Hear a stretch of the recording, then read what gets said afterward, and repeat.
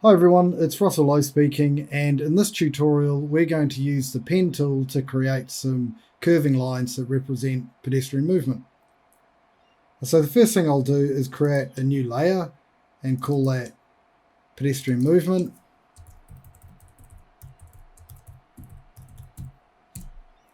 And select the pen tool.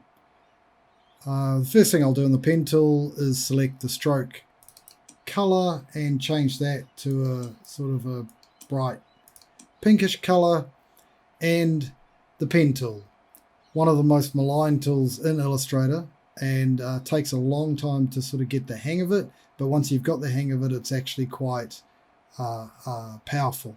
So let's take a look.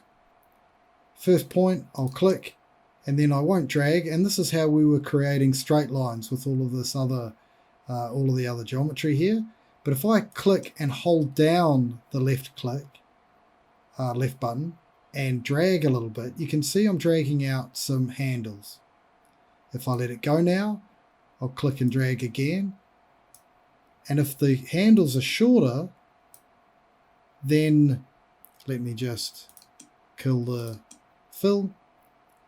If the handles are shorter, then it's a sort of tighter curve.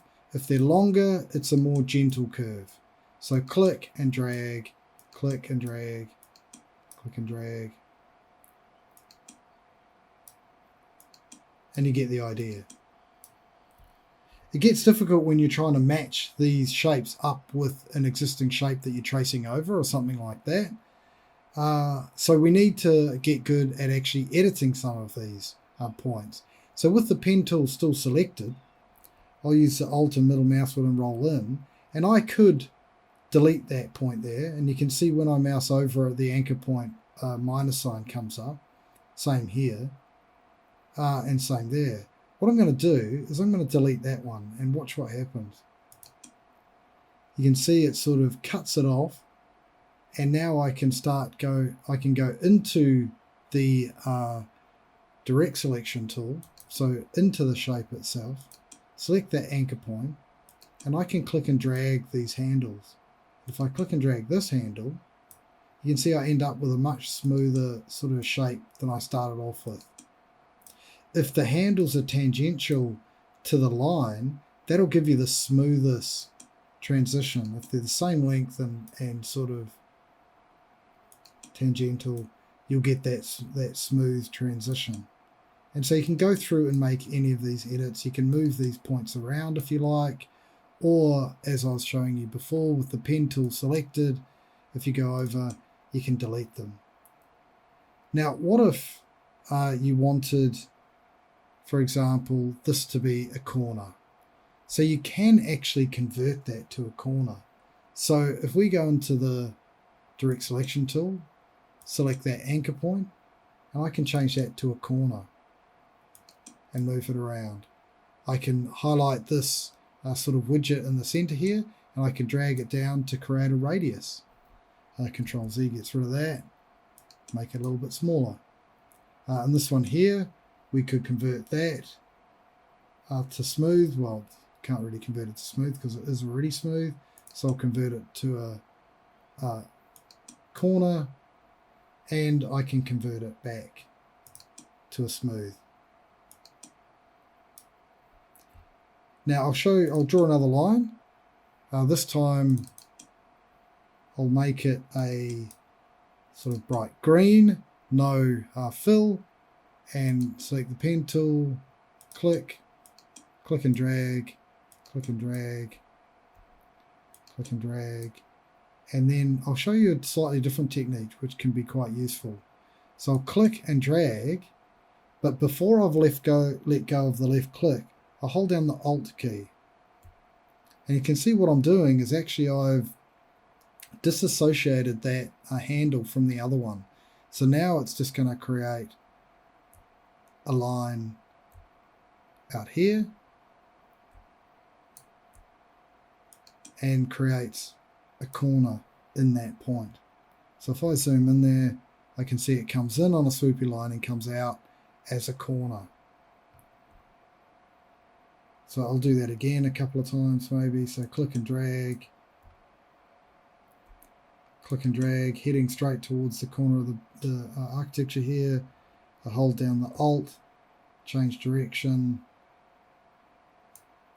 and let go of the left mouse button. Click and drag a big wide one to give it a nice smooth angle or smooth curve, and then click and drag to get. You can see if you get the hang of it, you can use a very minimal amount of these points to achieve a subtly curving line. Now hit escape to finish that.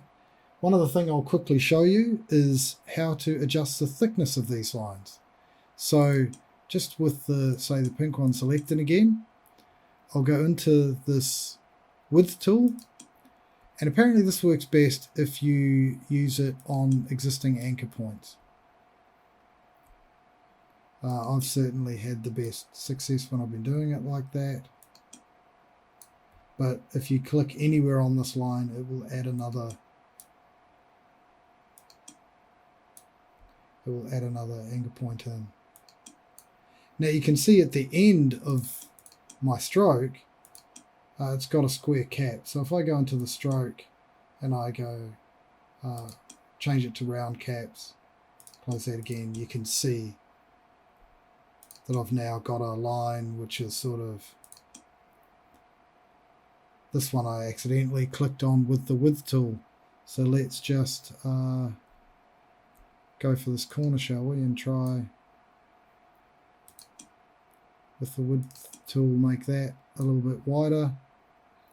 And then actually let's go to this end here, and you can see this one also has square caps. Oh, look at this. Quite a strange effect there. It disappeared. Let's change the end to a cap, to a round cap. And if you don't like what you've done here, you can actually select the stroke, come up to here, the variable width profile, or here in the object properties to the right, click on it and just go uniform.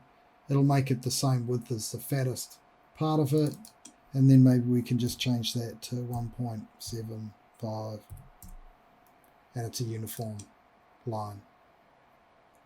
Okay, in the next tutorial we'll look at creating a different color palette using a different source image and replacing the black with some pastel colors.